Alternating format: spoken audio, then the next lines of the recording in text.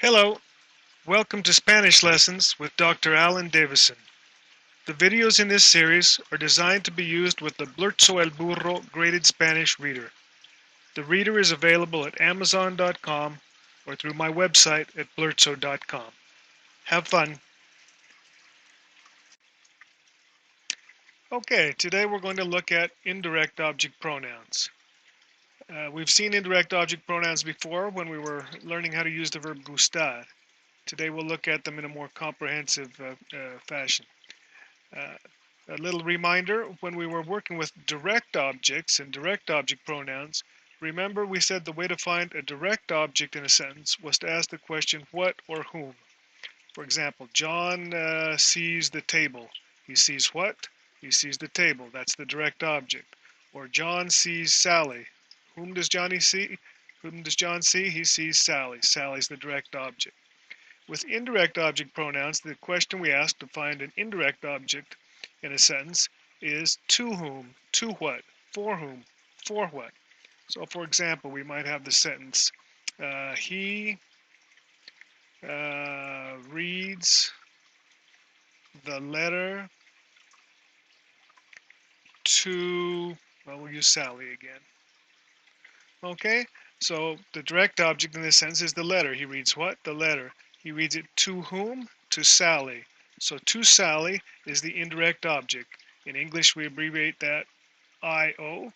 In Spanish, because we invert the noun and the adjective, that is, the adjective follows the noun, we say objeto indirecto, so we abbreviate it OI.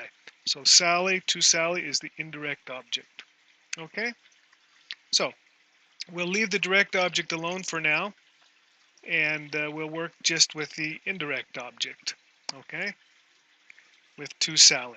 So putting this into Spanish, we end up with él lee la carta a Sally. Okay, the conversation continues. We talk about reading the letter to Sally, a Sally, a Sally, a Sally. Pretty soon we wanted to simplify and just simply say to her. So the indirect object pronoun for Sally would be the third person pronoun, third person singular, so that would be le. So we end up with él lee la carta a Sally. Sally becomes le. The question we have then is, where do we put le? Okay, we've got the verb leer, and we've still got la carta.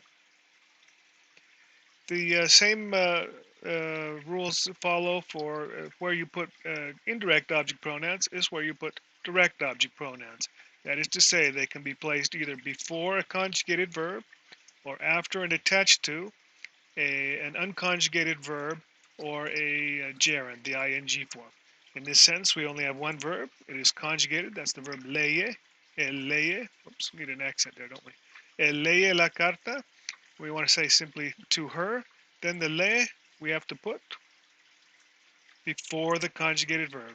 Either before the conjugated verb or after and attached to the unconjugated verb or after and attached to the gerund, the present participle, the ing form. Okay, now what happens in Spanish is this indirect object pronoun will be used whenever there is an indirect object. Okay, so a Spanish speaker would initially be redundant. The Spanish speaker would say, él le lee la carta a Sally. In other words, the a Sally would still be there. You would end up with both the indirect object and the indirect object pronoun. Then as the conversation continued, the a Sally would be dropped, and you just end up with él le lee la carta. Okay? So initially we are redundant in Spanish. Now let's take a look at what some of these different stress pronouns are. A Sally, of course, if you have a proper name, it's going to be a Sally. If it were to her, to him, for the stress pronoun, this would enable us to clarify or understand who the le is referring to. We would use the following.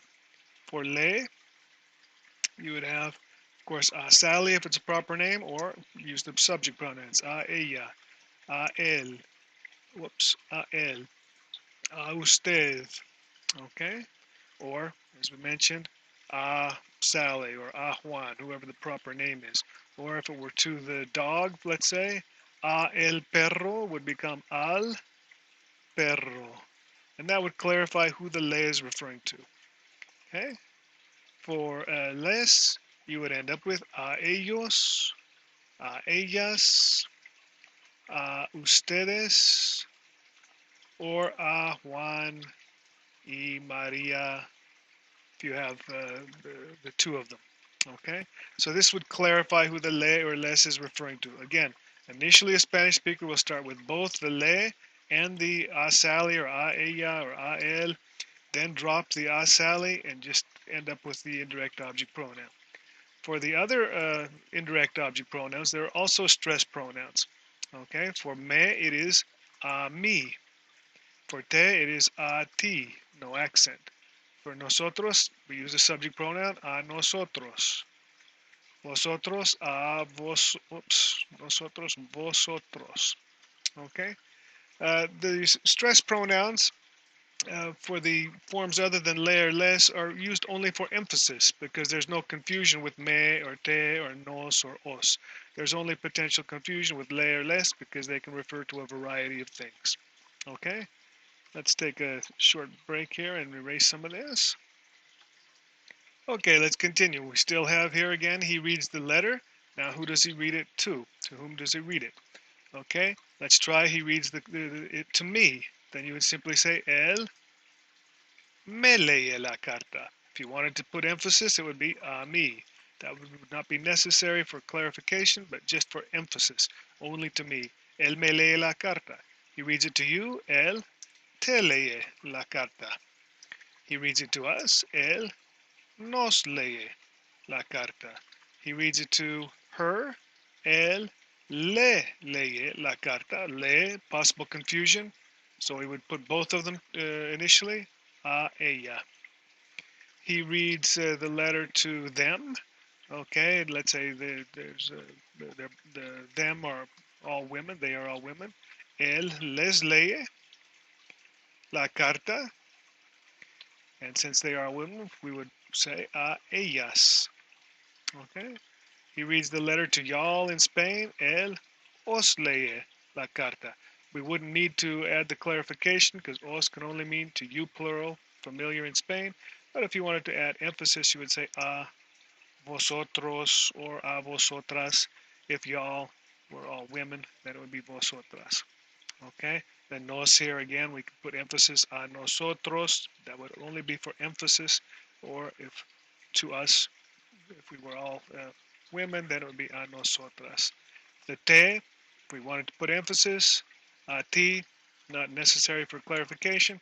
Only for le and les would we need to clarify that first time because they could refer to a variety of different things. Okay, so there you have indirect object pronouns. The placement is the same as with the direct object pronouns. And here we also have the stress pronouns here for clarification and for emphasis.